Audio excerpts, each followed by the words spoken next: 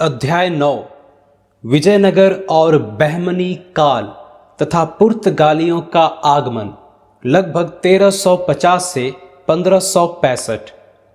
जहां विघटन की शक्तियां धीरे धीरे उत्तर भारत को ग्रस्त कर रही थी, वहीं दक्षिण भारत और दक्कन में स्थिर सरकारों का एक लंबा दौर चला।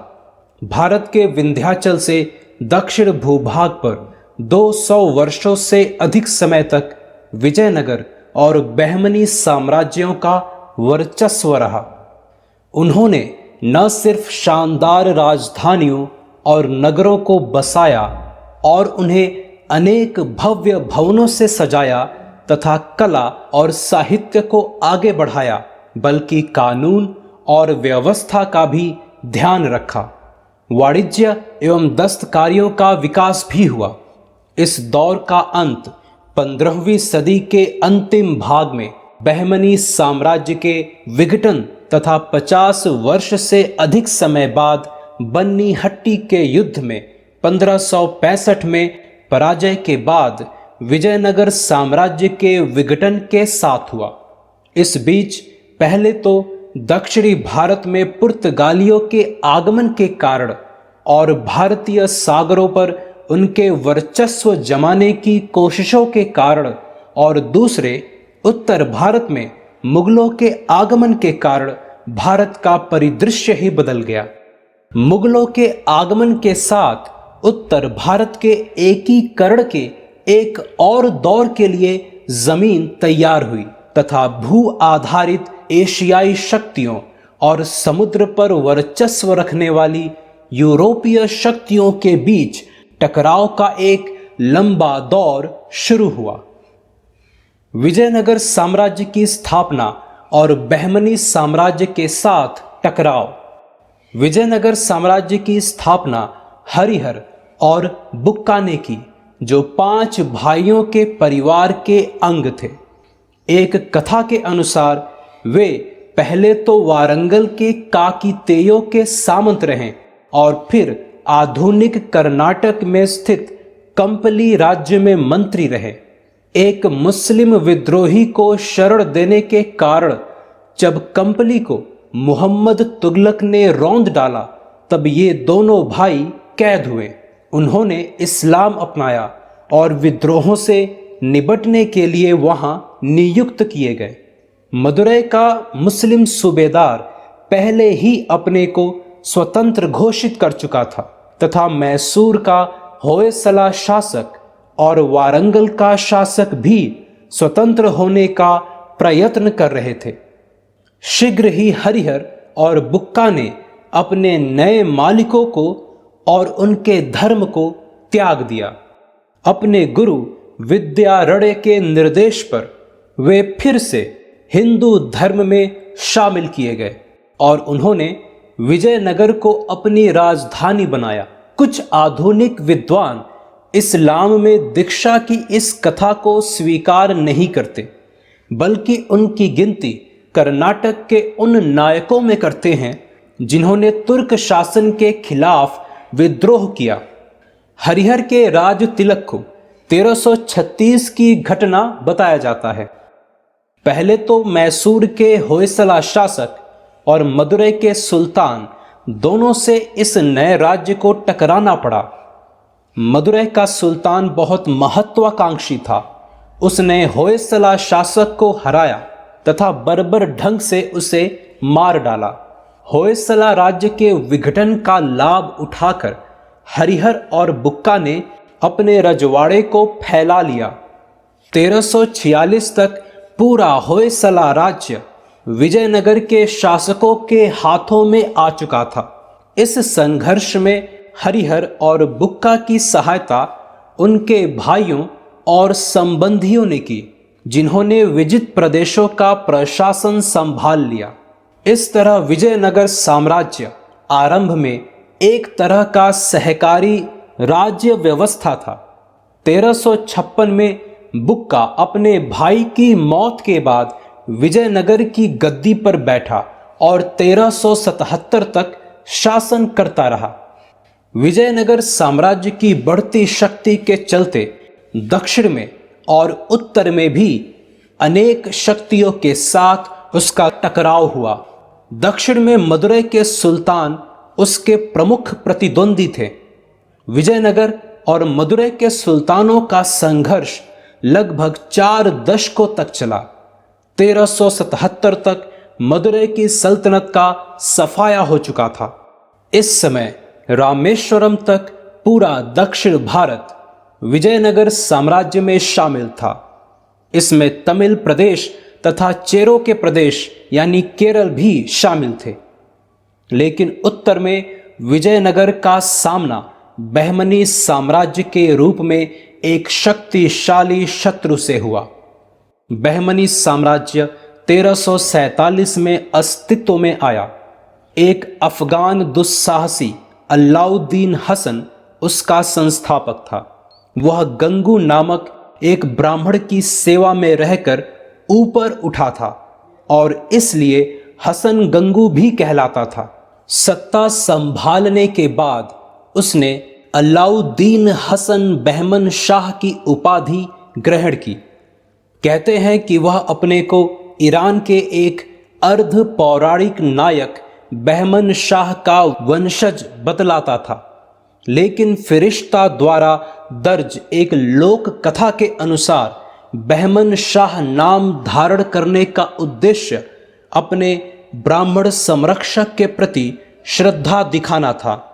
जो भी हो, इसी खिताब के आधार पर इस साम्राज्य को बहमनी साम्राज्य कहा गया। विजयनगर के राजाओं और बहमनी के सुल्तानों के हित 3 अलग अलग क्षेत्रों में आपस में टकराते थे।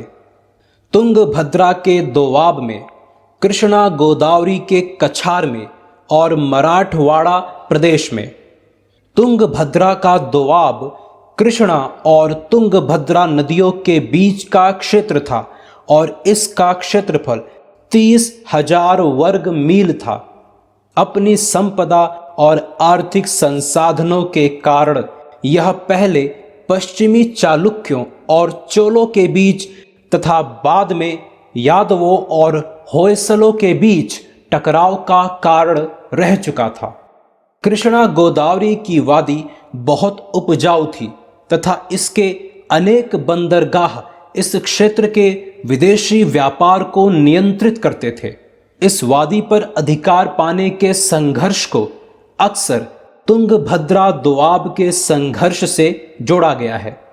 मराठा प्रदेश में प्रमुख विवाद कोंकण और उसकी ओर जाने के क्षेत्रों पर नियंत्रण से संबंधित था। कोंकण पश्चिमी घाट और समुद्र के बीच की एक संकरी सी पट्टी है। यह अत्यंत उपजाऊ था तथा इसमें गोवा का बंदरगाह भी आता था, जो इस क्षेत्र की पैदावारी की निकासी का एक महत्वपूर्ण रास्ता था, तथा ईरान और इराक से घोड़ों के आयात का भी। जैसा कि कहा गया है, उम्दा नस्ल के घोड़े भारत में नहीं मिलते थे। इस तरह गोवा के रास्ते घोड़ों का आयात दक्षिणी राज्यों के लिए भारी महत्व रखता था।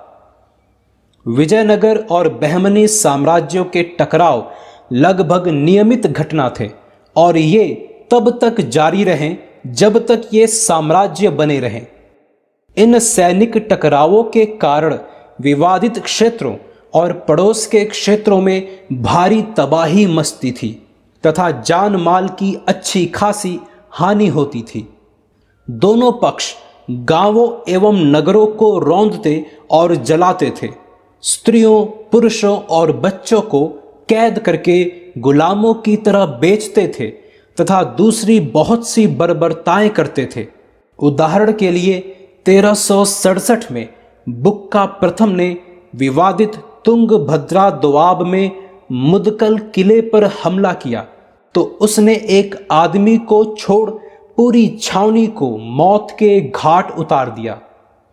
यह खबर जब बहमनी के सुल्तान को मिली तो वह आग बबूला हो उठा और कूच के दौरान उसने कसम खाई कि जब तक बदले के तौर पर 1 लाख हिंदुओं को मौत की नींद नहीं सुलाएगा, वह तलवार को म्यान में नहीं रखेगा।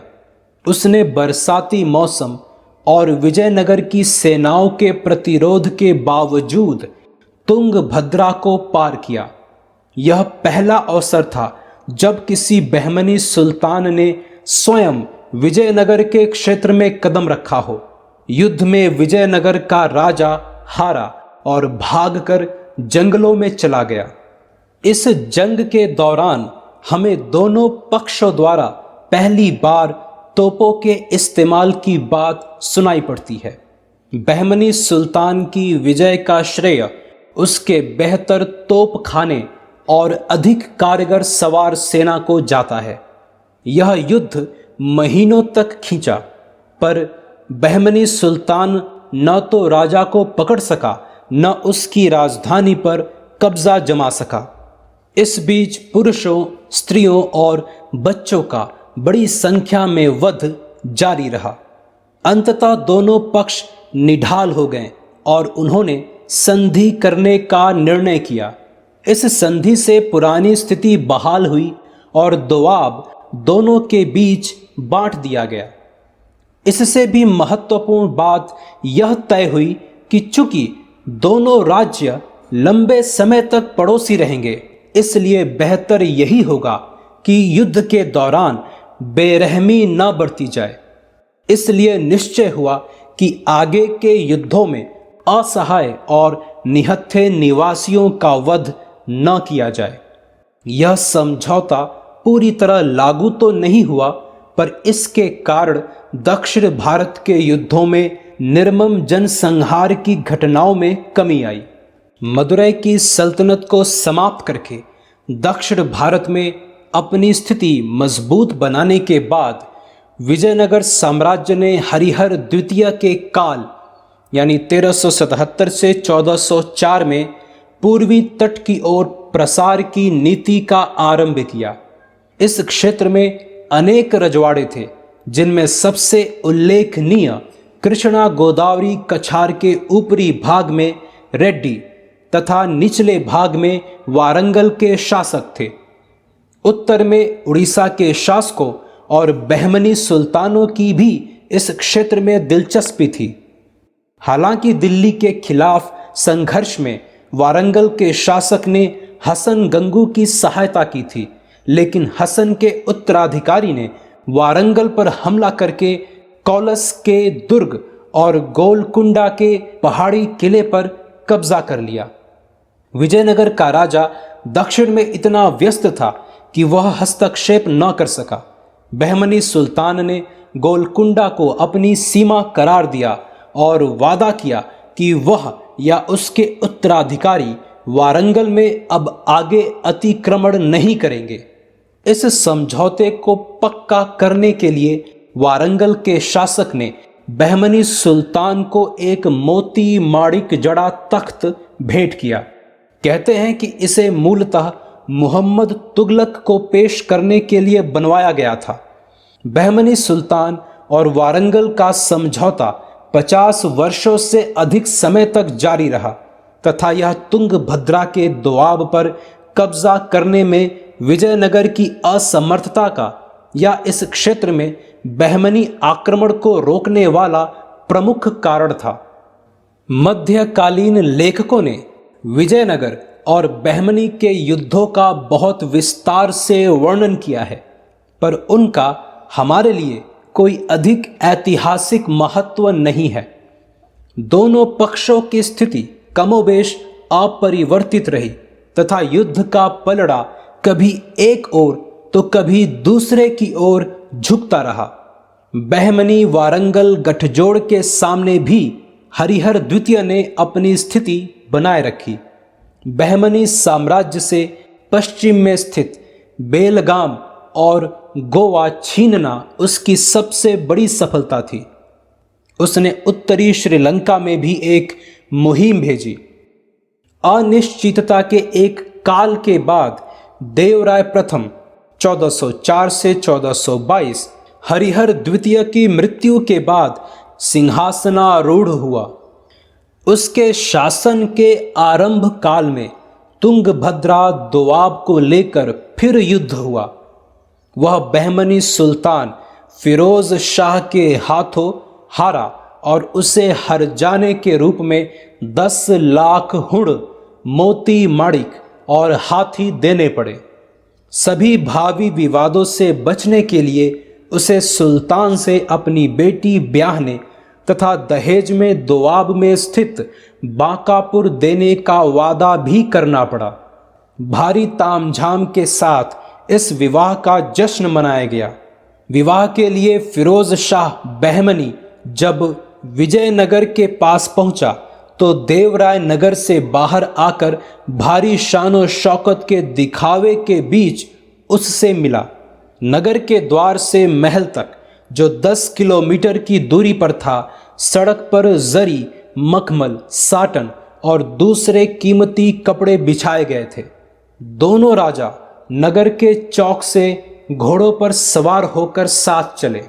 जुलूस में देवराय के संबंधी भी शामिल हुए और दोनों राजाओं के आगे पैदल चलते रहे। यह जश्न 3 दिनों तक चलता रहा। दक्षिण भारत में यह अपने ढंग का पहला राजनीतिक विवाह नहीं था। इससे पहले गोंडवाना क्षेत्र में खेड़ला का राजा शांति स्थापित करने के लिए फिरोज शाह बहमनी से अपनी बेटी ब्याह चुका था। कहते हैं कि यह राजकुमारी फिरोज की खास चहेती पत्नी थी, पर यह विवाह अपने आप में शांति नहीं ला सकते थे। कृष्णा गोदावरी वादी के सवाल पर विजयनगर, बहमनी साम्राज्य और उड़ीसा के बीच फिर टकराव हुआ। रेड्डी रजवाड़े में अफरा तफरी मच गई।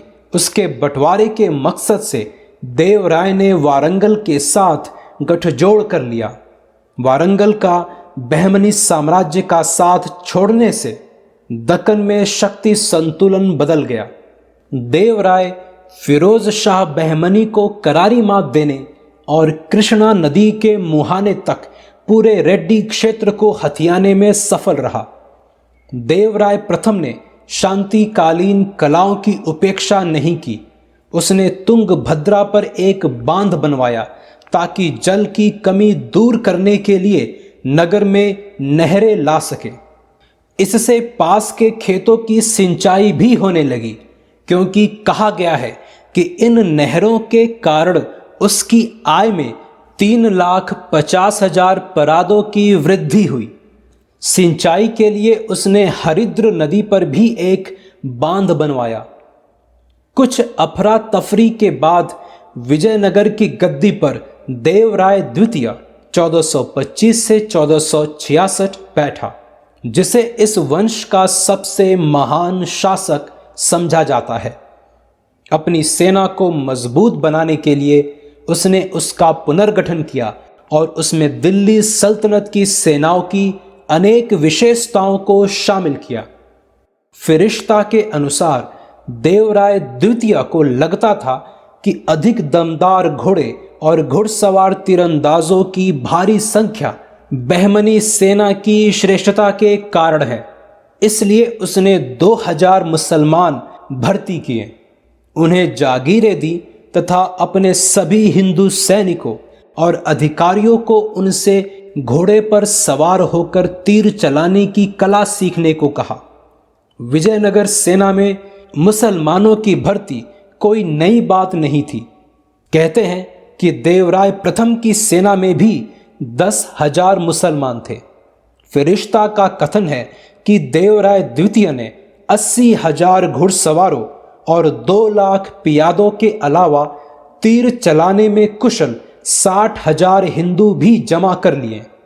इन आंकड़ों में अतिशयोक्ति हो सकती है, लेकिन एक बड़े घुड़सवार दस्ते और स्थायी सेना के निर्माण ने विजयनगर साम्राज्य को दक्षिण में पहले के किसी भी हिंदू राज्य के मुकाबले अधिक केंद्रीकृत बना दिया। भले ही साम्राज्य के संसाधनों पर इसके कारण भारी दबाव पड़ा हो। कारण कि अधिकांशतः अच्छे घोड़ों का आयात किया जाता था और इस व्यापार को नियंत्रित करने वाले अरब उनसे भारी दाम वसूला करते थे। अपनी नई सेना के साथ देवराय द्वितीय ने 1443 में तुंगभद्रा को पार किया और मुदकल, बांकापुर वगैरह को फिर से पाने का प्रयास किया, जो कृष्णा नदी के दक्षिण में थे और बहमनी सुल्तानों के हाथों में जा चुके थे। 3 कड़ी लड़ाइयां लड़ी गईं, पर आखिरकार दोनों पक्षों को मौजूदा सीमाओं पर सहमत होना पड़ा। 16वीं सदी के पुर्तगाली लेखक नूनीज का कहना है कि क्विलोन श्रीलंका, पुलिकट तथा बर्मा और मलाया में पेगु और तेन्नासेरीम के राजा देवराय द्वितीय को खिराज देते थे।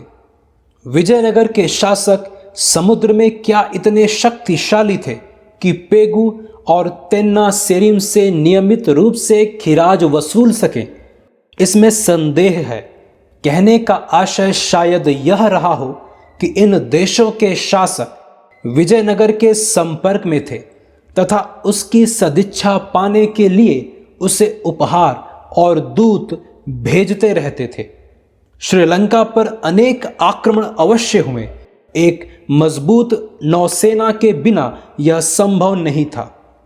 योग्य शासकों की एक श्रृंखला के अंतर्गत विजयनगर 15वीं सदी के पूर्वार्ध में दक्षिण का सबसे शक्तिशाली और समृद्ध राज्य बनकर उभरा। इतालवी यात्री निकोलो कोंती ने जो 1420 में विजयनगर आया था, उसका एक सजीव वृत्तांत दिया है। वह कहता है, नगर का घेरा 60 मील है, उसकी दीवारें पहाड़ों तक चली गई हैं और इन पहाड़ों की तराई में पहुंचकर उन्होंने घाटियों के गिर्द घेरा बना दिया है। इस नगर में शस्त्र धारण करने योग्य 90,000 लोगों के होने का अनुमान है। उनका राजा भारत के दूसरे सभी राजाओं से अधिक शक्तिशाली है। फिरिश्ता का भी कथन है, बहमनी घराने के शहजादों ने केवल अपनी वीरता के बल पर अपनी श्रेष्ठता बनाए रखी, क्योंकि शक्ति, संपत्ति और देश के विस्तार में बीजानगर ब्रैकेट में विजयनगर के राय उनसे बहुत आगे हैं। फारस का यात्री अब्दुल रज़्ज़ाक, जिसने भारत में और बाहर दूर दूर तक की यात्राएं की थी, देवराय द्वितीय के काल में विजयनगर आया था। वह इस राज्य का एक प्रशंसापूर्ण विवरण पेश करता है। वह कहता है, इस राजा के राज्य में 300 बंदरगाह हैं, जिनमें से हर एक काली कट के बराबर है और उसका प्रादेशिक विस्तार इतना अधिक है कि थल मार्ग से उसकी यात्रा पूरी करने में 3 महीने लग जाते हैं। सभी यात्रियों का कहना है कि इस प्रदेश की घनी आबादी थी तथा यहाँ अनेक नगर और गांव थे। अब्दुल रज़्ज़ाक के अनुसार देश के अधिकांश भाग अच्छी खेती वाले और उपजाऊ हैं। सैनिकों की संख्या 11 लाख है। अब्दुल रज़्ज़ाक ने विजयनगर को संसार के ऐसे किसी भी भाग के सबसे शानदार नगरों में एक माना है जिसे उसने देखा या सुना हो। नगर का वर्णन करते हुए वह कहता है, इसे इस ढंग से बनाया गया है कि 7 परकोटे और उतनी ही दीवारें एक दूसरे को घेरे हुए हैं। 7वां किला, जिसे दूसरों के केंद्र में रखा गया है, हेरात नगर के बाजार के 10 गुने क्षेत्रफल में फैला हुआ है। नगर की ओर से शुरू करने पर 4 बाजार आते थे, जो बहुत लंबे और चौड़े थे। जैसा कि भारत का रिवाज था, एक जाति या पेशे के लोग नगर के एक विशेष भाग में रहते थे। लगता है मुसलमान उनके लिए सुलभ कराए गए अलग मोहल्लों में रहते थे। बाजारों में और राजा के महल में भी तराश कर पालिश किए गए चिकने पत्थरों से बने अनेक तालाब और नहरें दिखाई देती हैं। बाद का एक और यात्री कहता है कि यह नगर रोम से भी बड़ा था, जो उन दिनों पश्चिमी जगत के सबसे बड़े नगरों में एक था। विजयनगर के राजा बहुत ही संपत्तिशाली राजाओं के रूप में मशहूर थे। अब्दुल रज़्ज़ाक ने इस कहावत का जिक्र किया है कि राजा के महल में कोठरी जैसे अनेक कुंड हैं जो एक विशाल भंडार के रूप में सोने चांदी से भरे थे। एक शासक द्वारा धन का संचय एक प्राचीन परंपरा थी, पर इस तरह जमा किया गया धन परिचालन से बाहर रहता था और कभी कभी विदेशी आक्रांताओं को दावत देता था। बहमनी साम्राज्य का प्रसार और विघटन। हम पहले ही बहमनी साम्राज्य के उदय और देवराय द्वितीय की मृत्यु 1446 तक विजयनगर साम्राज्य के साथ उसके टकराव के इतिहास को प्रस्तुत कर चुके हैं।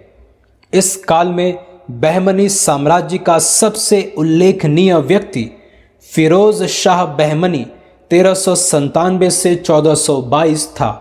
वह धार्मिक ज्ञान से अर्थात कुरान की टीकाओं, इस्लामी कानून आदि से अच्छी तरह परिचित था और वनस्पति शास्त्र, ज्यामिति, तर्कशास्त्र आदि विज्ञानों का विशेष शौक रखता था। वह एक अच्छा कातिब और शायर था और अक्सर आशु कविताएं रचता था। फिरिश्ता के अनुसार वह फारसी, अरबी और तुर्की में ही नहीं बल्कि तेलुगु, कन्नड़ और मराठी में भी सिद्धहस्त था। उसके हरम में विभिन्न देशों और क्षेत्रों की पत्नियों की एक बड़ी संख्या थी, जिसमें अनेक हिंदू पत्नियां भी थीं। कहा गया है कि वह अपनी प्रत्येक पत्नी से उसी की भाषा में बातचीत करता था। फिरोज शाह बहमनी का संकल्प दक्कन को भारत की सांस्कृतिक राजधानी बनाने का था। दिल्ली सल्तनत के पतन ने उसकी सहायता की, क्योंकि अनेक विद्वान दिल्ली से दक्कन चले गए। सुल्तान ने ईरान और इराक के विद्वानों को भी प्रोत्साहन दिया। वह कहा करता था कि बादशाह को अपने इर्द गिर्द सभी राष्ट्रों के विद्वान व्यक्तियों और सज्जनों को जमा रखना चाहिए, ताकि उनकी सोहबत से वह जानकारियां पाता रहे और इस तरह दुनिया के विभिन्न क्षेत्रों की यात्रा से मिलने वाले कुछ लाभ उसे मिलते रहे। वह आमतौर पर उल्मा, शायरों, इतिहास सुनाने वालों तथा दरबारियों में सबसे विद्वान और हाजिर जवाब लोगों की सोहबत में आधी रात तक का समय गुजारता था।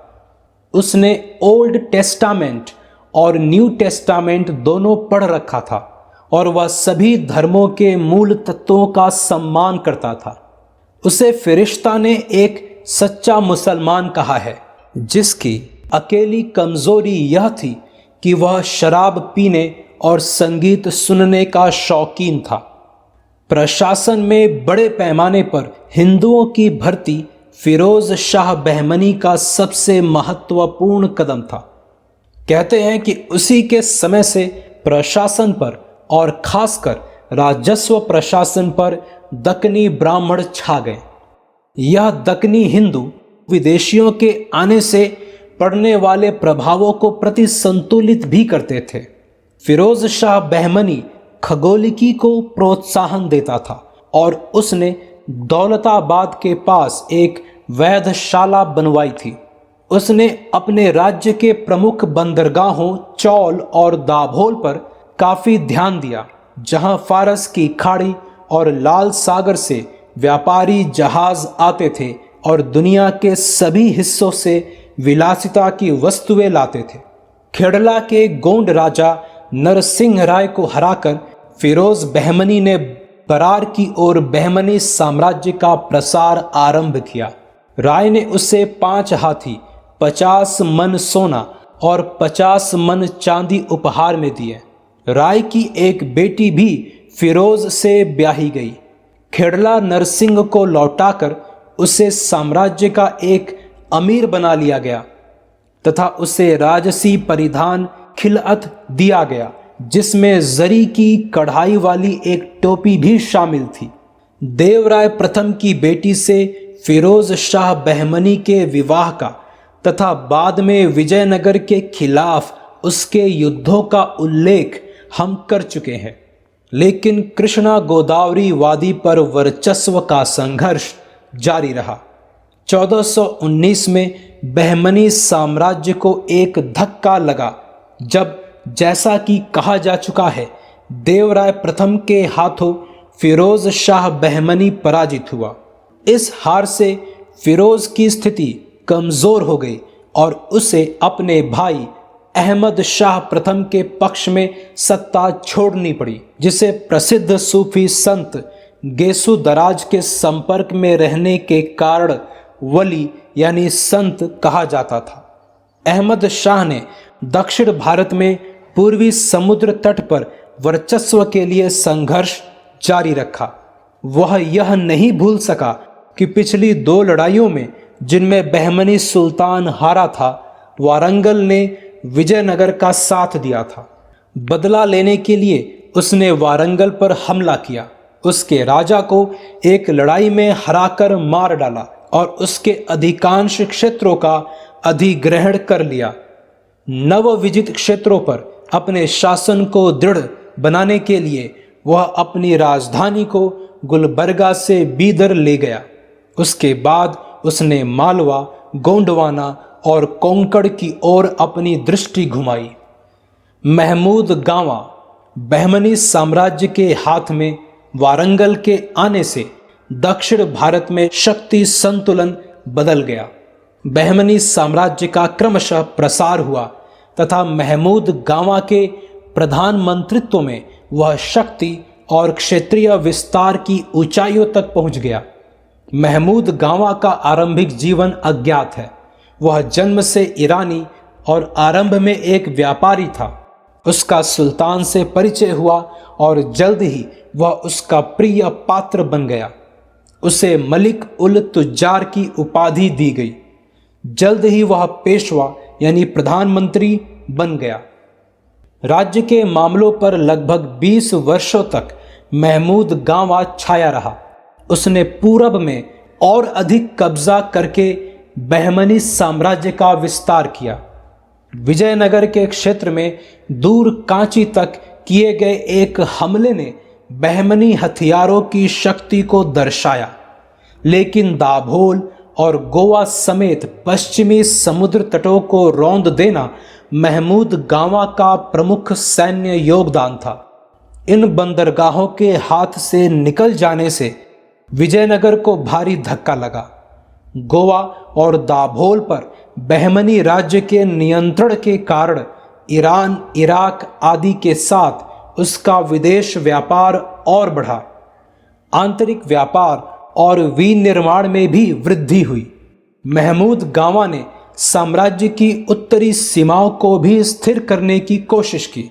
अहमद शाह प्रथम के समय से ही मालवा, जिस पर खलजी शासकों का राज्य था, गोंडवाना, बरार और कोंकण पर अधिकार पाने के लिए लड़ रहा था। इस संघर्ष में बहमनी सुल्तानों ने गुजरात के शासकों से सहायता मांगी थी, जो उन्हें मिली भी थी। काफी कुछ टकराव के बाद तय हुआ कि गोंडवाना में स्थित खेड़ला मालवा को और बरार बहमनी सुल्तान को मिलेगा, लेकिन मालवा के शासक हमेशा बरार को हथियाने की ताक में लगे रहते थे। बरार को लेकर महमूद गांवा को मालवा के महमूद खलजी के खिलाफ अनेक तीखी लड़ाइयां लड़नी पड़ी। गुजरात के शासक से मिली सक्रिय सहायता के बल पर वह विजयी रहा। इस तरह हम देखते हैं कि दक्षिण में संघर्ष के ढर्रे में धार्मिक आधार पर विभाजन की कोई जगह नहीं थी। राजनीतिक और रणनीतिक स्वार्थ तथा व्यापार और वाणिज्य पर नियंत्रण संघर्ष के अधिक महत्वपूर्ण कारण होते थे। दूसरे, उत्तर भारत और दक्षिण भारत में विभिन्न राज्यों के आपसी संघर्ष एक दूसरे से पूरी तरह अलग रहकर कभी नहीं लड़े गए। पश्चिम में मालवा और गुजरात दक्कन के मामलों में खिंच गए।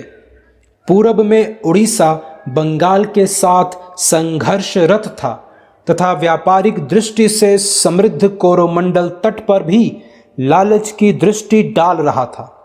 1450 के बाद उड़ीसा के शासकों ने दक्षिण भारत में दूर तक धावे बोले। उनकी सेनाएं मदुरै तक जा पहुंची तथा उड़ीसा की सीमा कृष्णा नदी तक चली गई। उनकी गतिविधियों ने विजयनगर साम्राज्य को और कमजोर कर डाला, जो देवराय द्वितीय की मृत्यु के बाद अंदरूनी टकराव के दौर से गुजर रहा था। महमूद गावा ने बहुत से आंतरिक सुधार किए।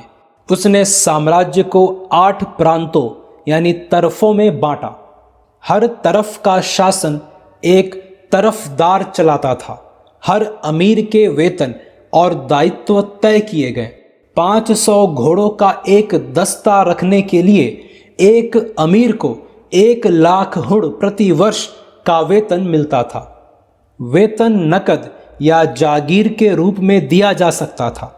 जिनको जागीर के रूप में वेतन दिया जाता था, उन्हें मालगुजारी की वसूली के लिए भत्ते भी दिए जाते थे।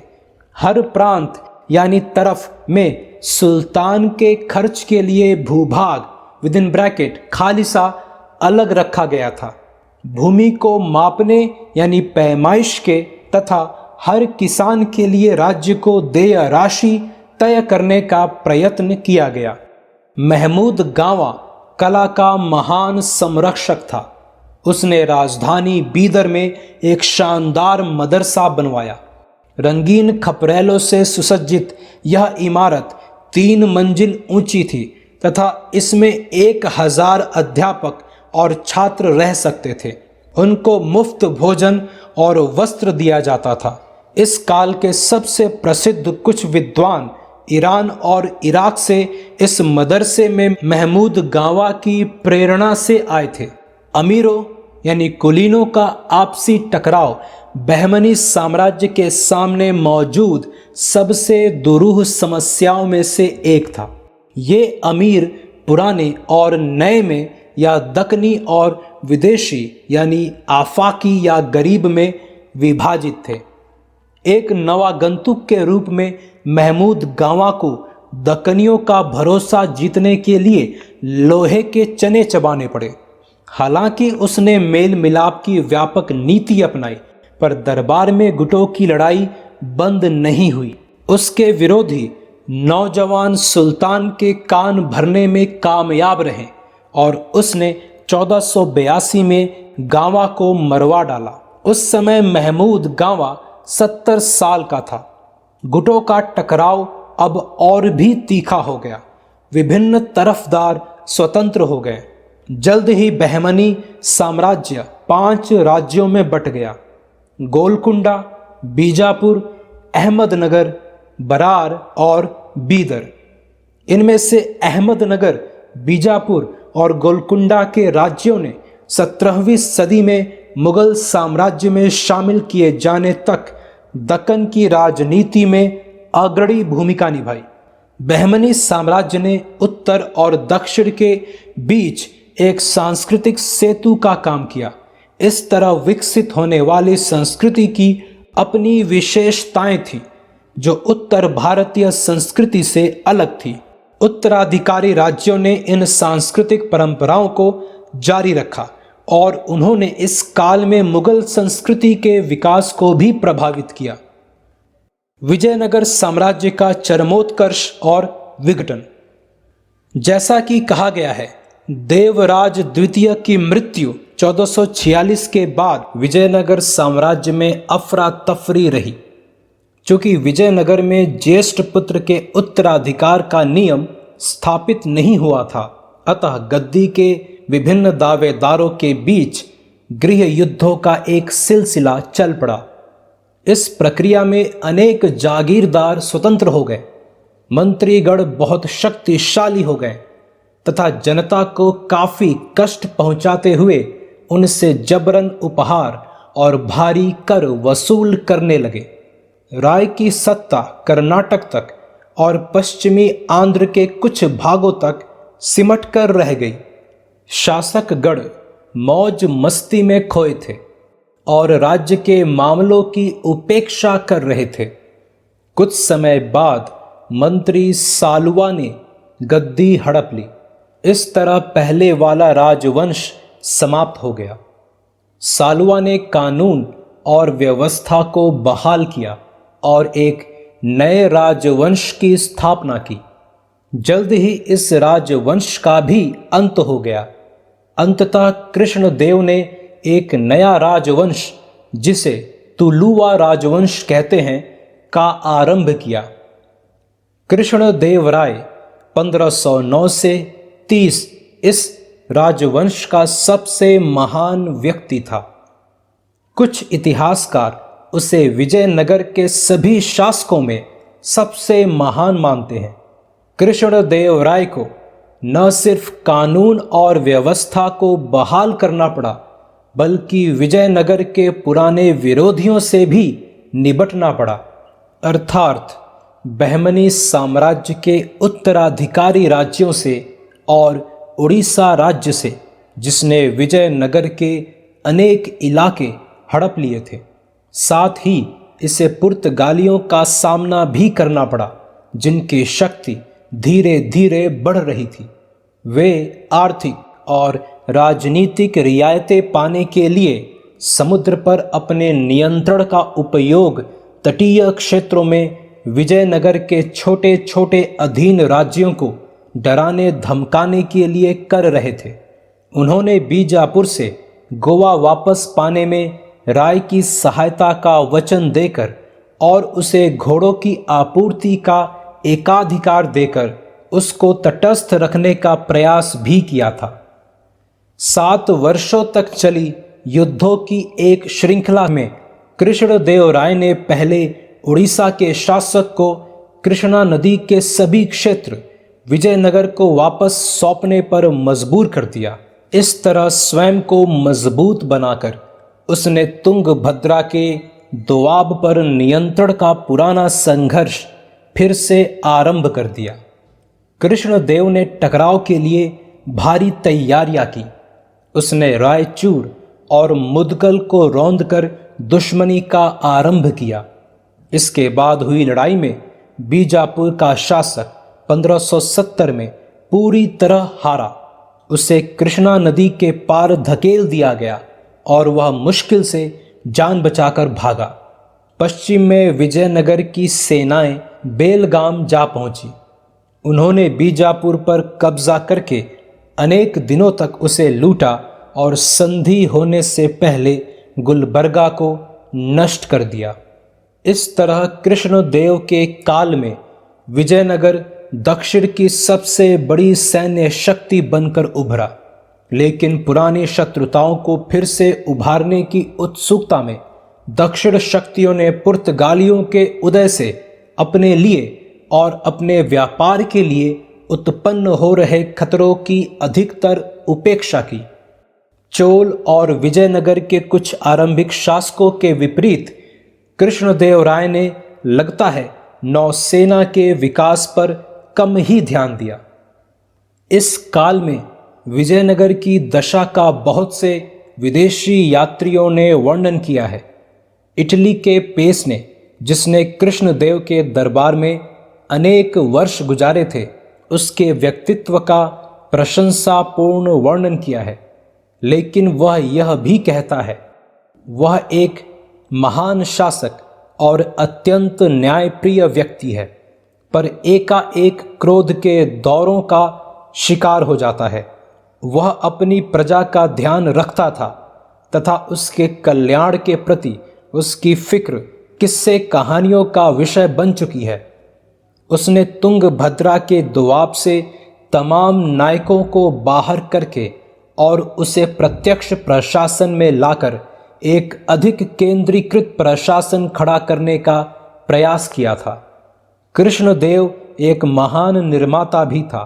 उसने विजयनगर के पास एक नया नगर बसाया और विशाल तालाब खुदवाए, जिनका प्रयोग सिंचाई के लिए भी किया जाता था। वह तेलुगु और संस्कृत का विद्वान था।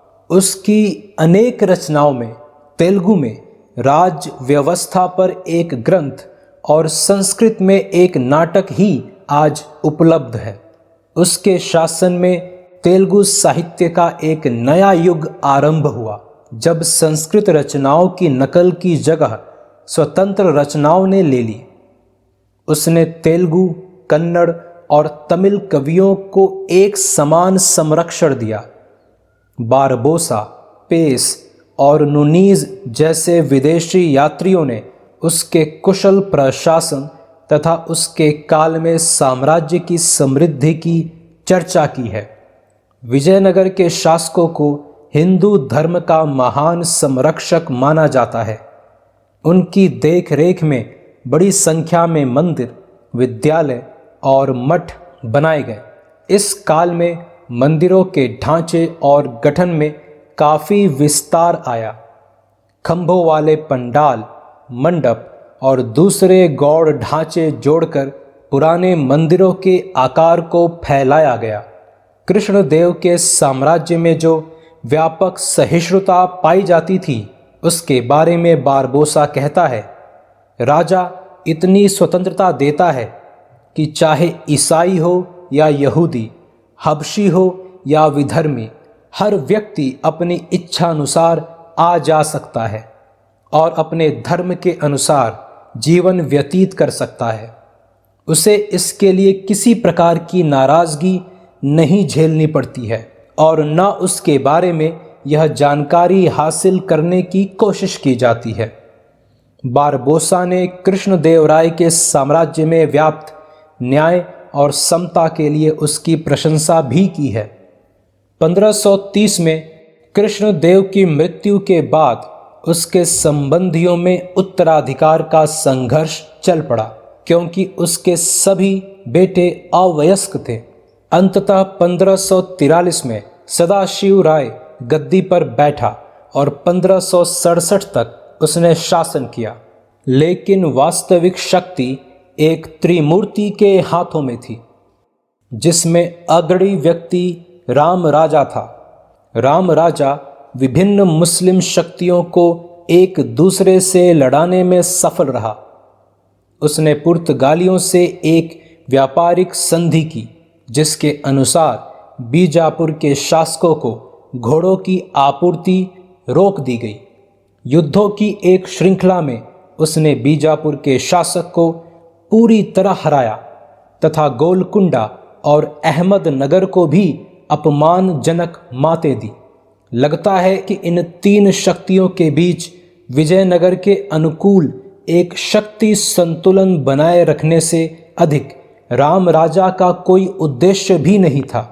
आखिर उन्होंने एक होकर 1565 में तालीकोटा के पास बन्नी हट्टी में विजयनगर को एक करारी शिकस्त दी।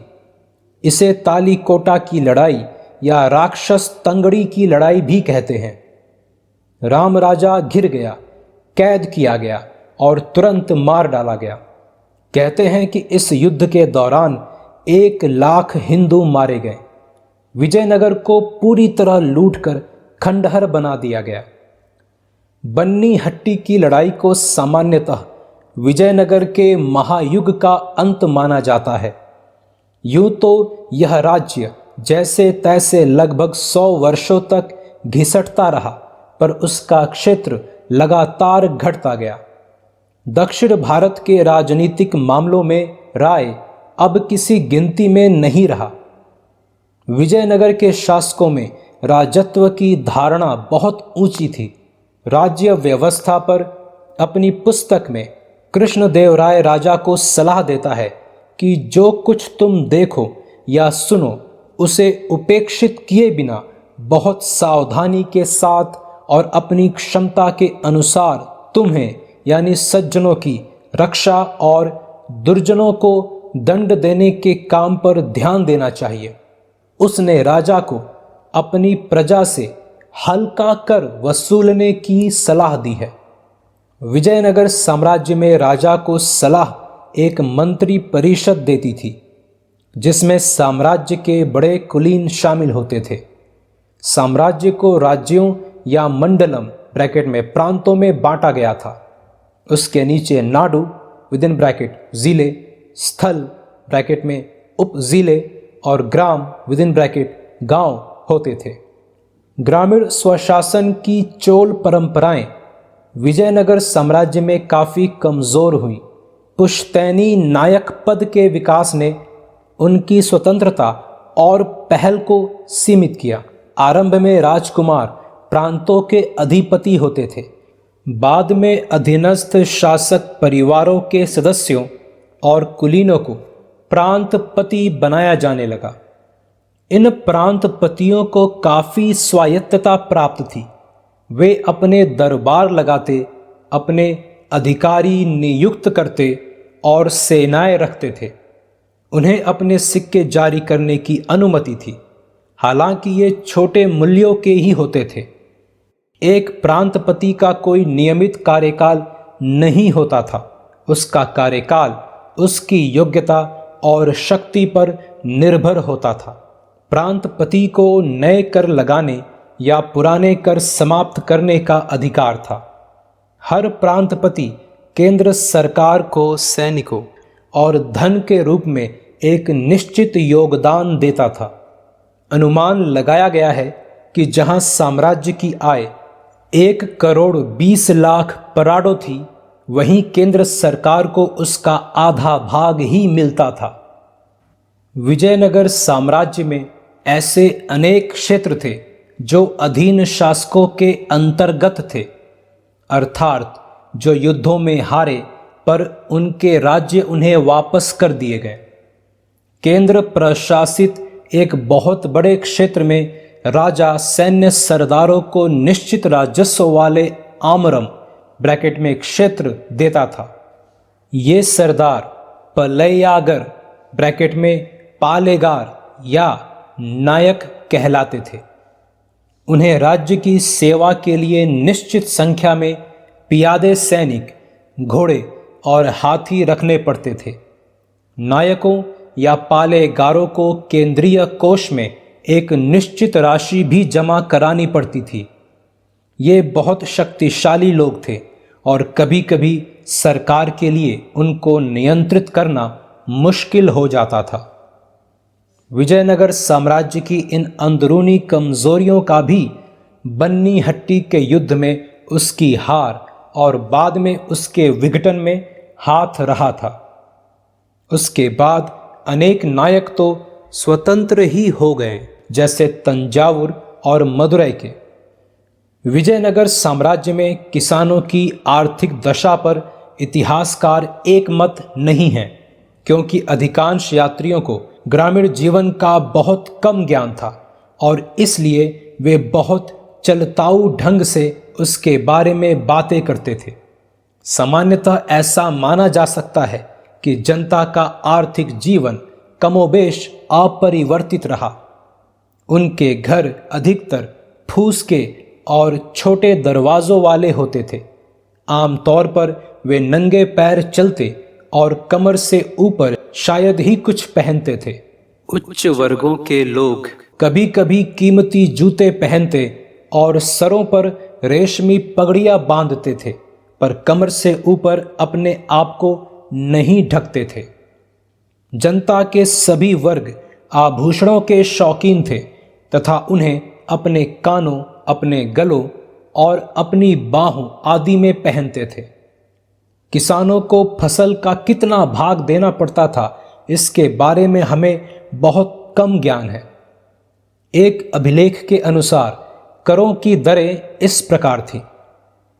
जाड़ों में कुरुवई ब्रैकेट में एक प्रकार के धान की फसल का 1/3, तिल, रागी, चना आदि का 1/4, असिंचित भूमि पर उपजे ज्वार, बाजरे और दूसरी फसलों का 6ठा भाग।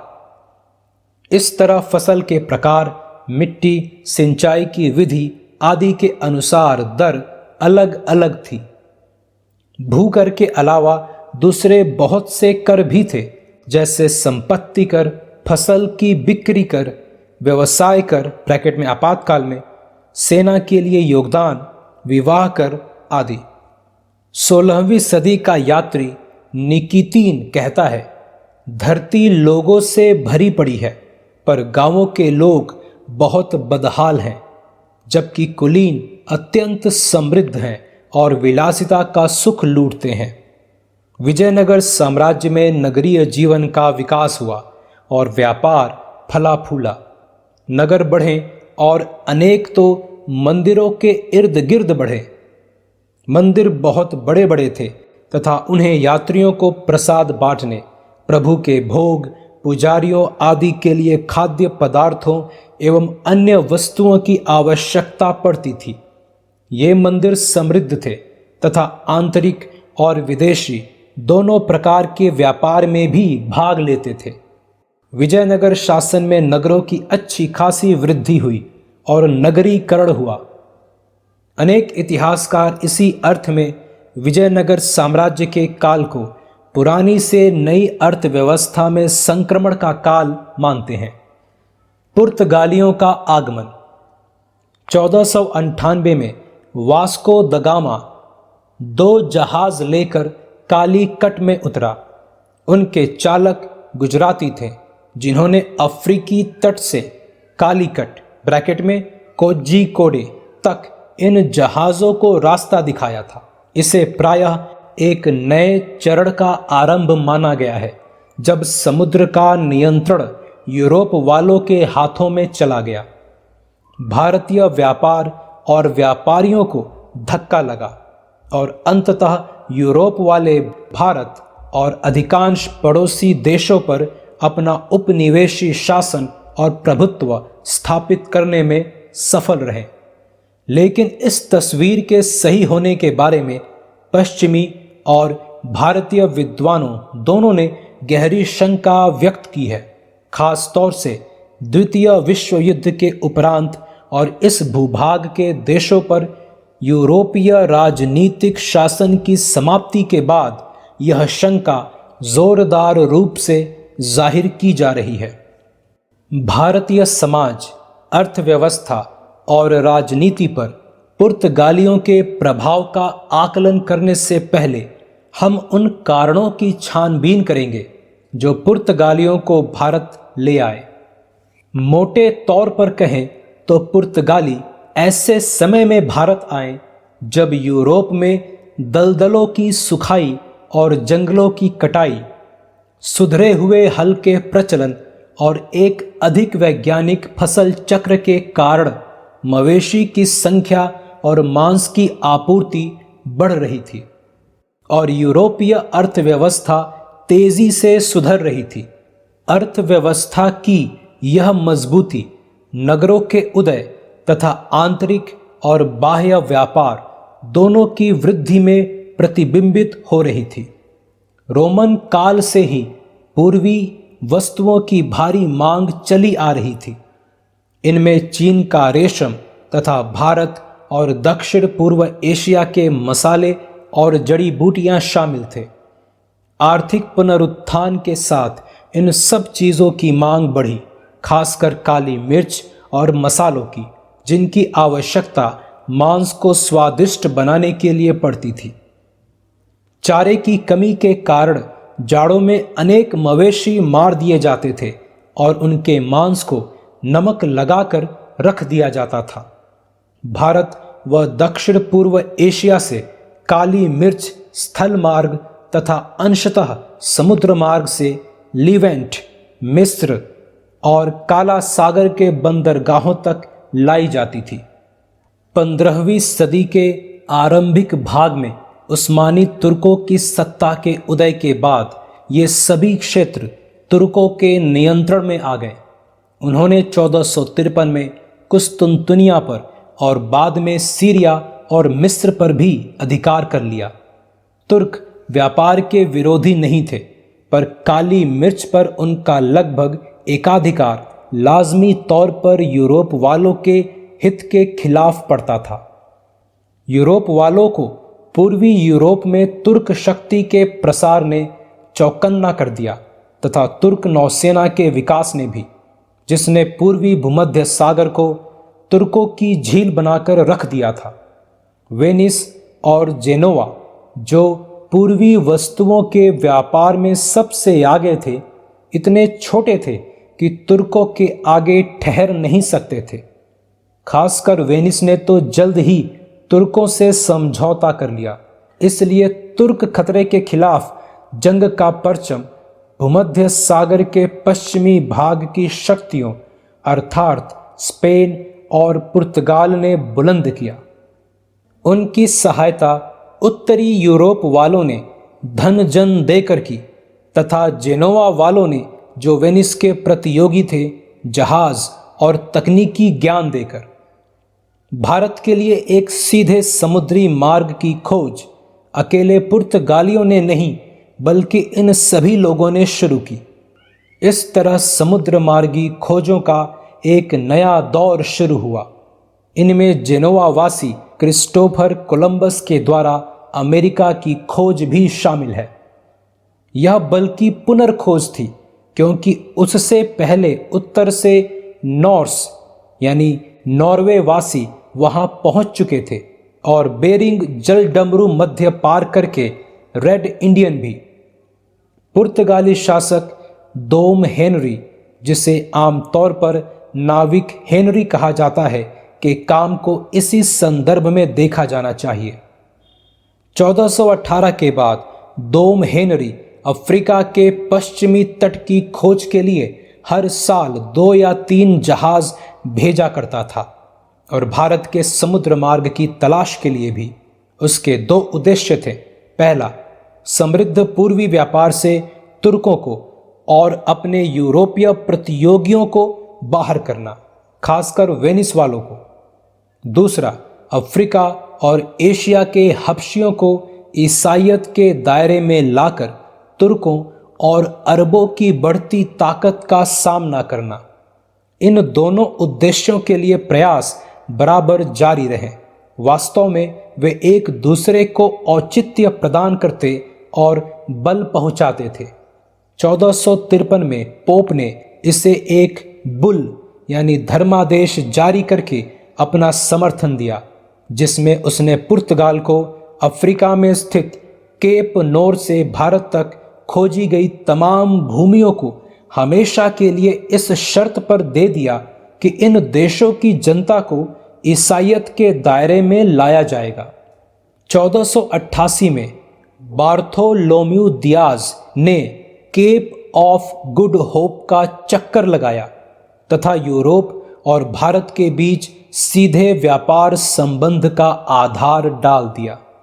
ऐसी लंबी समुद्री यात्राएं अनेक उल्लेखनीय आविष्कारों के कारण संभव हुई, मुख्यतः कंपस और एस्ट्रोलैब के कारण, जिसका प्रयोग यात्रा के दौरान आकाशीय पिंडों की ऊंचाई जानने के लिए किया जाता था। इनमें से कोई भी यूरोपीय आविष्कार न था।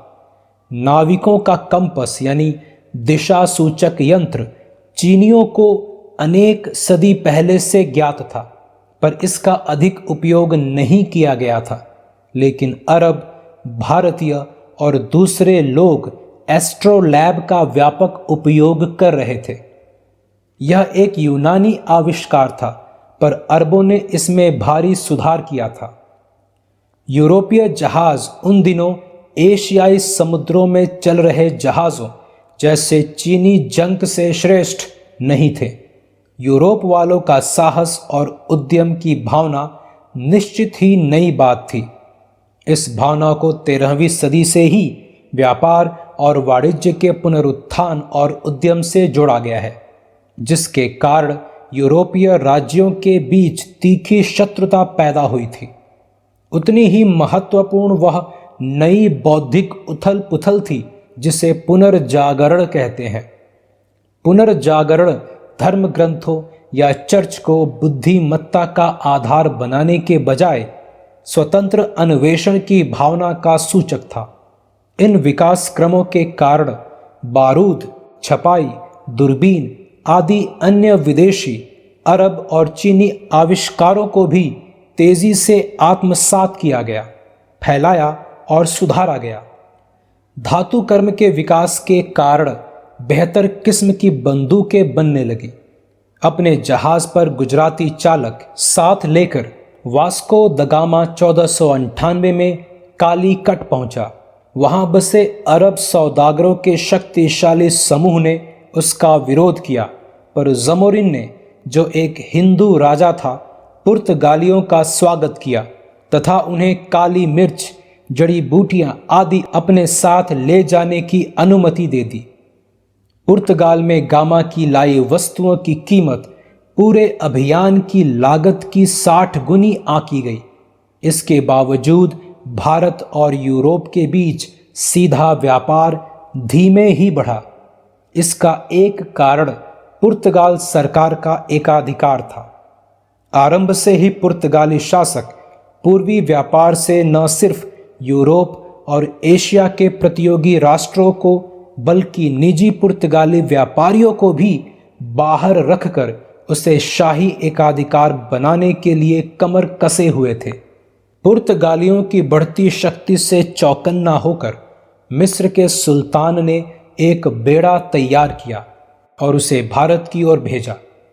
उससे गुजरात के शासक के भेजे जहाज़ों का एक समूह आ मिला। आरंभ में इसे जीत मिली और पुर्तगाली सूबेदार दोन अलमाइदा का बेटा मारा गया। पर इसके बाद 1509 में पुर्तगालियों ने इस संयुक्त बेड़े को मात दे दी। फिर तो पुर्तगाली नौसेना हिंद महासागर में सबसे बड़ी शक्ति बन गई और उसके कारण पुर्तगालियों ने अपनी गतिविधियों को फारस की खाड़ी और लाल सागर तक फैला लिया। कुछ ही समय बाद अल्बुकर्क को पूर्व में पुर्तगाल अधिकृत क्षेत्रों का गवर्नर बनाया गया। उसने एशिया एवं अफ्रीका के विभिन्न रणनीतिक स्थानों पर किले बनाकर पूरे पूर्वी व्यापार पर हावी होने की नीति की पैरवी की और उसे अपनाया। इसके साथ एक मजबूत नौसेना भी तैयार की जाती थी। अपने विचारों के समर्थन में वह लिखता है, अकेले नौसेना द्वारा स्थापित कोई राज्य ठहर नहीं सकता। उसका तर्क था कि किलों के न होने पर न तो वे यानी शासकगण आपके साथ व्यापार करेंगे और न आपके साथ मित्रतापूर्ण संबंध रखेंगे। 1510 में बीजापुर से गोवा को छीनकर अल्बुकर्क ने अपनी नई नीति का आरंभ किया। गोवा द्वीप एक उत्तम प्राकृतिक बंदरगाह और किला था। उसकी स्थिति रणनीतिक थी और वहां से पुर्तगाली मालाबार के व्यापार को नियंत्रित कर सकते थे या दक्कनी शासकों पर नजर रख सकते थे। वह गुजरात के बंदरगाहों से इतना निकट तो था ही कि पुर्तगाली वहां अपनी मौजूदगी का एहसास करा सके। इस तरह गोवा पूरब में पुर्तगालियों के व्यापारिक और राजनीतिक कार्यकलाप के प्रमुख केंद्र के रूप में उपयुक्त था। पुर्तगालियों ने गोवा के सामने मुख्य भूभाग पर भी अपना अधिकार जमाया। बीजापुर के दंदा, राजौरी और दाभोल बंदरगाहों की नाकाबंदी करके उनको तबाह किया और इस तरह बीजापुर के समुद्री व्यापार को ठप कर दिया। गोवा को आधार बनाकर पुर्तगालियों ने कोलंबो ब्रैकेट में श्रीलंका, आचीन विदिन ब्रैकेट सुमात्रा और मलक्का बंदरगाह पर किले बनाए तथा अपनी स्थिति को और मजबूत किया। मलक्का तो मलाया प्रायद्वीप की तंग समुद्री पट्टी में आने जाने पर नियंत्रण रखता था। पुर्तगालियों ने लाल सागर के मुहाने पर सोकोतरा द्वीप में एक अड्डा भी बनाया, किंतु वे अदन पर कब्जा करने में नाकाम रहे और लाल सागर उनके नियंत्रण से बाहर रहा। पर उन्होंने फारस की खाड़ी में प्रवेश को नियंत्रित करने वाले होर्मुज के शासक को मजबूर करके वहां एक किला बनाने की अनुमति ले ली। पर पुर्तगालियों की सफलता वास्तविकता से अधिक दिखावी थी। आरंभ से ही उनको आंतरिक और बाह्य दोनों प्रकार की अनेक चुनौतियों का सामना करना पड़ा। बाहरी चुनौती तो तुर्कों की थी, जिनसे कभी कभी अरब और कुछ भारतीय शक्तियां भी हाथ मिला लेती थी। सीरिया, मिस्र और अरब को जीतने के बाद तुर्कों ने पूर्वी यूरोप को जीतना आरंभ कर दिया था और 1529 में केंद्रीय यूरोप की राजधानी और उसकी सुरक्षा के द्वार वियना के लिए खतरा बन चुके थे। लाल सागर और फारस की खाड़ी के तट पर तुर्क शक्ति के उदय से अनुमान होता था कि हिंद महासागर के पश्चिमी भाग पर वर्चस्व के लिए तुर्कों और पुर्तगालियों के बीच एक टकराव होगा। 1541 के एक खत में उस्मानी वजीर आजम लुत्फी पाशा ने तुर्क सुल्तान सुलेमान को लिखा था, पिछले सुल्तानों के काल में जमीन पर हुकूमत करने वाले बहुत थे, पर समुद्र पर हुकूमत करने वाले थोड़े थे। समुद्री युद्ध के संचालन में काफिर हमसे आगे हैं, हमें उनको पीछे छोड़ना होगा। गुजरात के व्यापार और तटीय क्षेत्रों पर बढ़ते हुए पुर्तगाली खतरे को देखकर गुजरात के सुल्तान ने उस्मानी खलीफा के पास एक प्रतिनिधिमंडल भेजकर उसकी जीतों पर उसे बधाइयाँ दी और उसकी सहायता मांगी। बदले में उस्मानी खलीफा ने उन काफिरों अर्थात पुर्तगालियों से टकराने की इच्छा व्यक्त की जिन्होंने अरब के तटों पर अशांति मचा रखी थी। इसके बाद से दोनों देशों के बीच प्रतिनिधि मंडलों और पत्रों का आना जाना लगातार चलता रहा। तुर्कों ने लाल सागर से पुर्तगालियों को बाहर फेंक दिया और 1529 में गुजरात के सुल्तान बहादुर शाह की मदद के लिए सुलेमान रईस की कमान में एक बड़ा बेड़ा भेजा गया।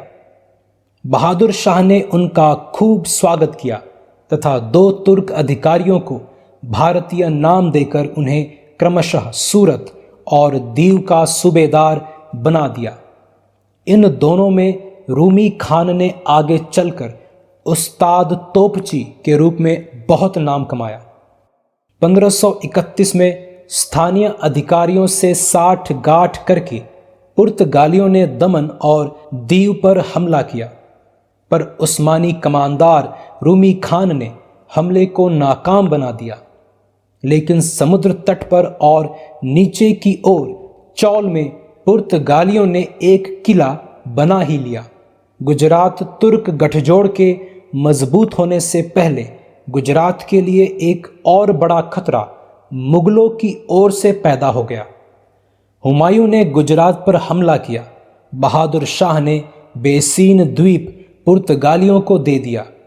मुगलों के खिलाफ एक प्रतिरक्षात्मक आक्रामक गठबंधन भी बना और पुर्तगालियों को दीव में किला बनाने की इजाजत दे दी गई। इस तरह पुर्तगाली गुजरात में अपने पांव जमाने में सफल रहे। जल्द ही बहादुर शाह को पुर्तगालियों को दी गई रियायत पर पछताना पड़ा। गुजरात से मुगलों के निकाले जाने के बाद उसने उस्मानी सुल्तान से फिर सहायता की गुहार की और दीव में पुर्तगाली अतिक्रमण को रोकने का प्रयास किया। जब बहादुर शाह और पुर्तगालियों के बीच समझौते के लिए वार्ता चल रही थी, उस समय बहादुर शाह दीव के किले के गवर्नर के एक जहाज पर था। वार्ता के दौरान बहादुर शाह को विश्वासघात का शक हुआ। उसके बाद हुई झड़प में पुर्तगाली गवर्नर मारा गया और तैरकर बच निकलने के प्रयास में बहादुर शाह डूब मरा। यह घटना 1536 की है। हालांकि उस्मानी सुल्तान इस्लाम के समर्थक थे और इसलिए पुर्तगालियों का विरोधी होने का दावा करते थे, पर उन्होंने फारस की खाड़ी में या उससे आगे पुर्तगालियों की स्थिति का गंभीर विरोध नहीं किया। यह सब बावजूद इसके कि तुर्क मोटे तौर पर तोपखाने के विकास के साथ साथ और कुछ कम सीमा तक पश्चिम के नौसेना विज्ञान के विकास के साथ साथ चल रहे थे। तुर्क नौसेना पूर्वी भूमध्य सागर पर हावी थी और जिब्राल्टर से परे भी धावे बोल रही थी। भारतीय समुद्रों में पुर्तगालियों के खिलाफ तुर्कों ने अपनी नौसैनिक शक्ति का सबसे बड़ा प्रदर्शन 1536 में किया। उनके बेड़े में 45 बड़ी नावें थीं, जिन पर 20,000 व्यक्ति थे। इनमें 7,000 थल सैनिक अर्थात जानिसारी भी थे। सिकंदरिया स्थित वेनिस की गैली नावों के अनेक जहाजियों की सेवाएं ली गईं। इस बेड़े का कमांडर 42 साल का सुलेमान पाशा था, जो सुल्तान का सबसे अधिक भरोसे का व्यक्ति था और उसे काहिरा का सूबेदार नियुक्त किया गया था। इसी बेड़े ने 1538 में आकर दीव को घेर लिया। दुर्भाग्य से तुर्क एडमिरल ने दंभ भरा व्यवहार किया, जिसके कारण गुजरात के सुल्तान ने अपना समर्थन वापस ले लिया। 2 माह की घेराबंदी के बाद तुर्क बेड़ा यह खबर पाकर पीछे हट गया कि दीव को घेरे से निकालने के लिए एक विशाल पुर्तगाली बेड़ा आ रहा है। पुर्तगालियों के लिए आगे भी 2 दशकों तक तुर्कों का खतरा बना रहा। 1551 में पेरी रईस ने मस्कट और होर्मुज के पुर्तगाली किलों पर हमला किया। उसकी सहायता कालीकट का जमोरीन कर रहा था।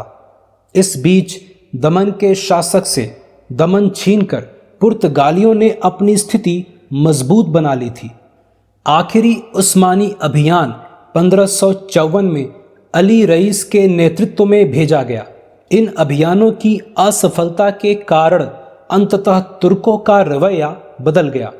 1566 में पुर्तगालियों और उस्मानियों ने अरब सागर में न टकराकर मसालों और पूर्वी व्यापार में हिस्सेदारी का समझौता किया।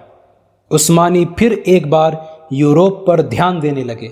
इसी कारण पुर्तगालियों के खिलाफ उभरती हुई मुगल शक्ति से उनके गठबंधन की संभावना ही नहीं रही।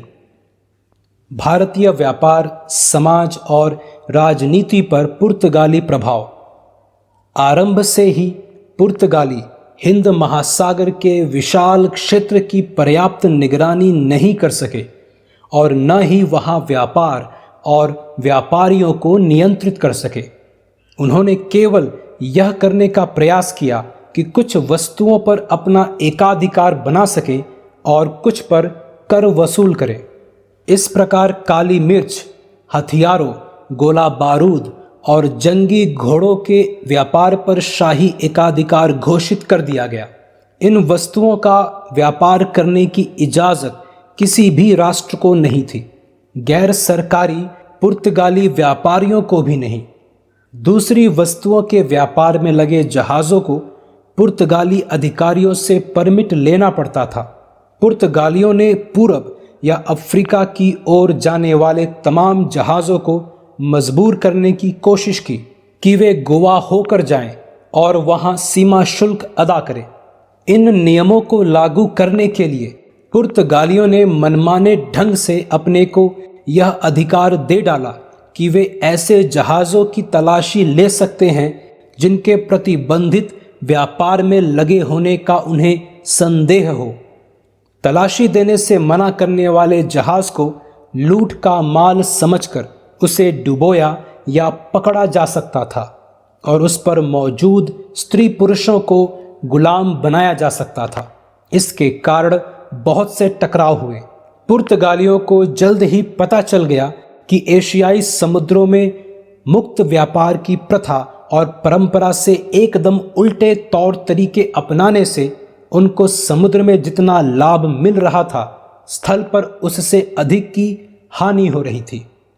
यह सच है कि अनेक अरब और भारतीय जहाज तोपें लेकर चलने लगे, पर यह अधिकतर उन समुद्री लुटेरों से सुरक्षा के लिए थे जो मलाबार और अरब के तट पर छाए हुए थे। एशियाई व्यापार तंत्रों के सुस्थापित प्रतिमानों को पुर्तगाली शायद ही बदल सके। कुछ सबसे अधिक लाभदायक एशियाई व्यापार पर गुजराती और अरब व्यापारियों का वर्चस्व बना रहा, जैसे भारतीय कपड़ों और साथ में चावल और शक्कर के व्यापार पर, जिनके बदले वे दक्षिण पूर्व से मसाले, पश्चिम एशिया से सोना और घोड़े तथा चीन से रेशम और चीनी मिट्टी और चीनी बर्तन लाते थे। आरंभ में कुछ दशकों को छोड़ दें तो पुर्तगाली यूरोप जाने वाली काली मिर्च और मसालों के व्यापार पर भी एकाधिकार नहीं कर सके। 16वीं सदी के अंत तक स्थल मार्ग और लाल सागर दोनों के रास्ते लीवेंट और मिस्र के बाजारों में काली मिर्च की आपूर्ति पहले जितनी ही बनी रही। कारण यह भी था कि एशिया के महान मुगल और सफवी साम्राज्य स्थलीय व्यापार को प्रोत्साहन और सुरक्षा देते रहे, और यह भी कि गुजराती सुमात्रा में स्थित आचीन से लेकर लक्षद्वीप और लाल सागर के रास्ते मिस्र तक एक नया आपूर्ति मार्ग बनाने में सफल रहे, जहां पुर्तगाली नौसेना कार्यरत नहीं हो पा रही थी। न ही पुर्तगाली गोवा को एशियाई व्यापार के ऐसे प्रमुख केंद्र के रूप में विकसित कर सके जो गुजरात में खंबायत को और आगे चलकर सूरत को पीछे छोड़ जाए, लेकिन उन्होंने मलाबार के व्यापार पर प्रतिकूल प्रभाव अवश्य डाला और बंगाल के समुद्री व्यापार पर भी, जिस पर वे चटगांव से धावे बोलते थे। पुर्तगालियों ने भारत का जापान के साथ व्यापार अवश्य आरंभ किया, जहां से तांबा और चांदी प्राप्त होते थे। उन्होंने फिलीपीन से भारत का व्यापार भी शुरू किया। फिलीपीन से पुर्तगाली भारतीय कपड़े लेकर दक्षिण अमेरिका जाते थे और वहां से बदले में चांदी लाते थे। इस प्रकार उन्होंने दिखा दिया कि भारत जैसे सुविकसित देश में व्यापार को बाधित करने के लिए तथा नए व्यापार मार्ग खोलने के लिए भी नौसेना का प्रयोग कैसे किया जा सकता था। पुनर्जागरण काल के बाद यूरोप में विकसित विज्ञान और प्रौद्योगिकी को भारत लाने के लिए पुर्तगाली एक माध्यम का काम भी नहीं कर सके। अंशतः इसका कारण यह था कि स्वयं पुर्तगालियों पर पुनर्जागरण का उतना प्रभाव नहीं पड़ा था जितना इटली या उत्तरी यूरोप पर पड़ा था। बाद में जेसुइटों के नेतृत्व में कैथोलिक धार्मिक प्रतिक्रिया को आगे बढ़ाने के बाद पुर्तगालियों ने तो पुनर्जागरण की ओर से मुंह मोड़ लिया, लेकिन उन्होंने मध्य अमेरिका से अनेक खेतिहर पैदावारों को भारत तक स्थानांतरित अवश्य किया, जैसे आलू, तंबाकू, मकई, मटर आदि। ये फसलें धीरे धीरे ही फैली। पुर्तगाली प्रभाव के कारण भारत में यूरोपीय तर्ज के जहाज निर्माण, सुधरी किस्म की तोपों और चश्मे जैसी वस्तुओं का प्रयोग शुरू हुआ, पर पुस्तकों की छपाई, दीवार घड़ी जैसे पश्चिमी आविष्कारों का प्रसार नहीं हुआ। 1565 में बन्नी हट्टी में विजयनगर की पराजय ने दक्कनी राज्यों को इसके लिए हौसला दिया कि वे दक्कन के समुद्री तट से पुर्तगालियों को भगाने के लिए मिलकर प्रयास करें। दक्षिण में जब तक बीजापुर के सामने विजयनगर का खतरा मौजूद रहा, तब तक पुर्तगालियों के साथ उन्हें शांति की आवश्यकता थी, क्योंकि घोड़ों के व्यापार पर पुर्तगालियों का नियंत्रण था और उनसे शत्रुता का मतलब था कि इस व्यापार की दिशा विजयनगर के अनुकूल हो जाती। 1570 में बीजापुर के सुल्तान अली आदिल शाह ने अहमदनगर के सुल्तान से एक समझौता किया। कालीकट के जमोरीन को भी इस गठजोड़ में खींच लिया गया। इन सहयोगियों ने अपने अपने इलाकों में पुर्तगाली ठिकानों पर हमले का फैसला किया। गोवा पर हमले का नेतृत्व स्वयं आदिल शाह ने किया, जबकि निजाम शाह ने चौल पर कब्जा कर लिया। लेकिन नौसेना की पुष्ट पनाही पाने वाली पुर्तगाली प्रतिरक्षा एक बार फिर कुछ अधिक शक्तिशाली निकली। इस तरह पुर्तगाली भारतीय समुद्र और दक्कनी समुद्र तट के मालिक बने रहे।